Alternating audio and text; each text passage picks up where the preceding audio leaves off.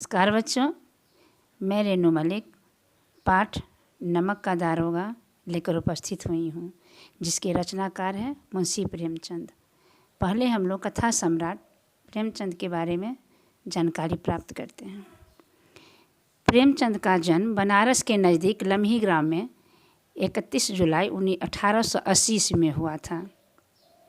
हिंदी और उर्दू के महानतम भारतीय लेखकों में से एक थे। उनका मूल नाम धनपत राय श्रीवास्तव। प्रेमचंद को नवाब राय और मुंशी प्रेमचंद के नाम से भी जाना जाता है। इनका बचपन अभावों में बीता।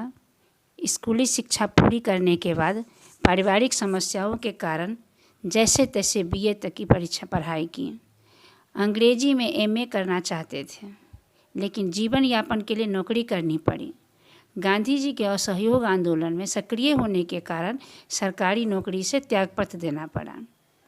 इनकी प्रमुख रचनाएं हैं सेवा सदन, प्रेमाश्रय, रंगभूमि, निर्मला, कायाकल्प, गबन, कर्मभूमि, गोदान, सोजे वतन, मानसरोवर 8 खंड में है। इनकी उपाधि कथा सम्राट, कलम के सिपाही, कलम के मजदूर। इनकी भाषिक विशेषताएं हिंदी उर्दू मिश्रित सरल भाषा है। नमक का दारोगा मुंशी प्रेमचंद द्वारा रचित कथा है। इस कथा को लिखने का मुख्य उद्देश्य कथाकार द्वारा एक ईमानदार एवं कर्तव्यनिष्ठ समाज का निर्माण करना एवं लोगों में ऐसी भावना जागृत करना है। यह कहानी समाज में धन के ऊपर धर्म की जीत की है। सत्यनिष्ठा, धर्मनिष्ठा और कर्तव्यपरायण को विश्व के दुर्लभ गुणों में बताया गया है। यह कहानी समाज की आर्थिक स्थिति को उजागर करती है। इसमें एक ईमानदार नमक निरीक्षक की कहानी को बताया गया है, जिसने कालाबाजारी के विरुद्ध आवाज़ उठाई है। कहानी में मानव मूल्यों का आदर्श रूप न केवल दिखाया गया है, बल्कि उसे सम्मानित भी किया गया है। न्याय और नीति एक लक्ष्मी के ही खिलौने हैं। इन्हें वे जैसा चाहती हैं न चाहती हैं। कहानी में 2 पात्र हैं, मुंशी बंशीधर और पंडित अलोपीदीन।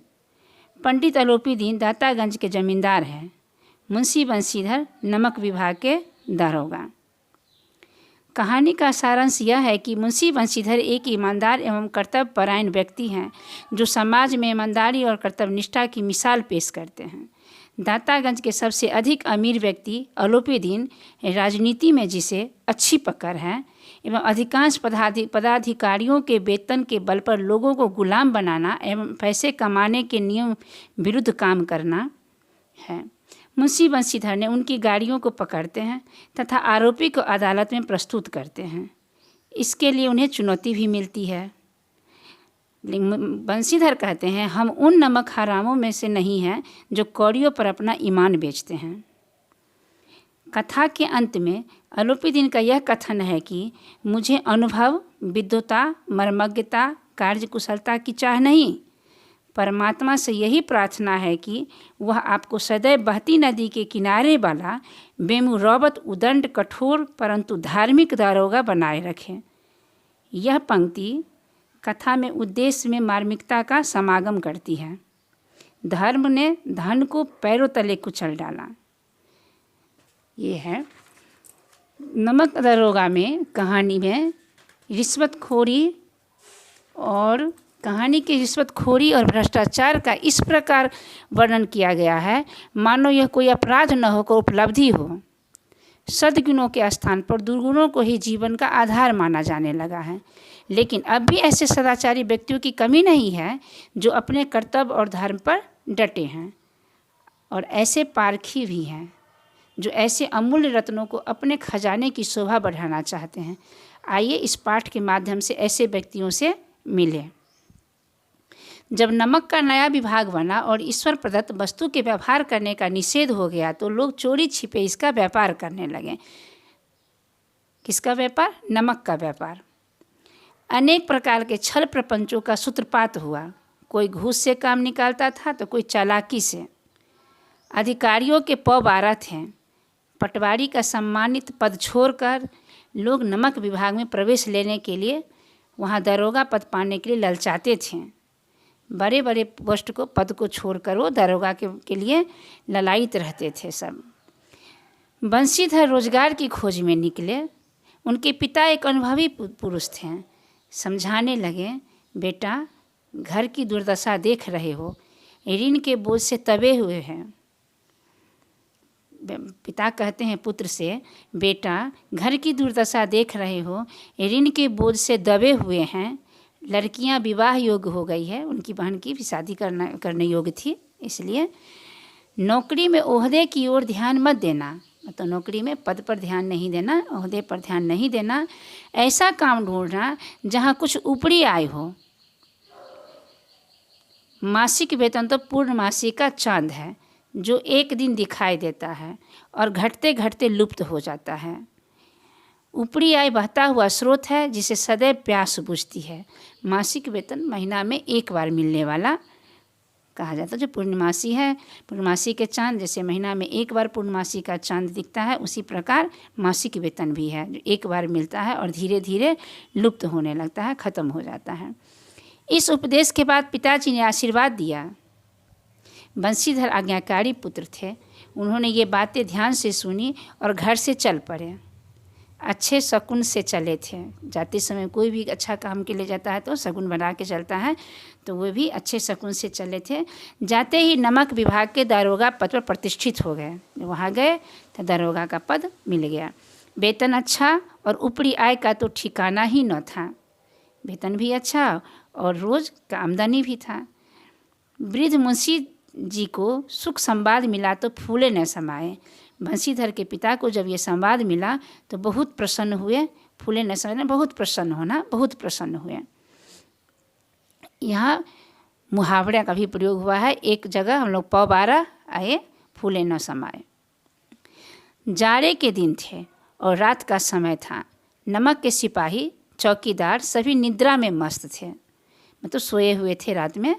मुंशी बंशीधर को यहाँ आए अभी 6 महीने से अधिक न हुए थे, लेकिन इस थोड़े से समय में ही उन्होंने अपनी कार्यकुशलता और उत्तम आचार से अफसरों को मोहित कर लिया था। मुंशी बंशीधर को आया हुआ बहुत दिन नहीं हुआ था, लेकिन वो उन्होंने अपनी कार्यकुशलता से सबको मन को मोह लिया था। अफसर लोग उन पर बहुत विश्वास करने लगे थे। नमक के दफ्तर से 1 मील पूर्व की ओर जमुना बहती थी। उस पर नावों का एक पुल बना हुआ था। दारोगा जी केवाड़ बंद किए मीठी नींद सो रहे थे। अचानक आँख खुली तो नदी के प्रवाह की जगह गाड़ियों की गड़गड़ाहट तथा मल्लाहों का कोलाहल सुनाई दिया।